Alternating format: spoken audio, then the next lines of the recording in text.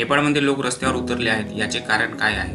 नेपाळमध्ये वाढती बेरोजगारी आणि महागाईमुळे का सोशल मीडिया ॲप्स बंदी केल्यामुळे सरकारविरोधात युवकांनी आंदोलन सुरू केले आहे. हजारो लोक राजधानी काठमांडूसह इतर शहरात रस्त्यावर उतरले आहेत. संपूर्ण माहिती पाहण्यासाठी चॅनलला सबस्क्राईब करा, शेअर करा आणि व्हिडिओला लाईक करायला विसरू नका.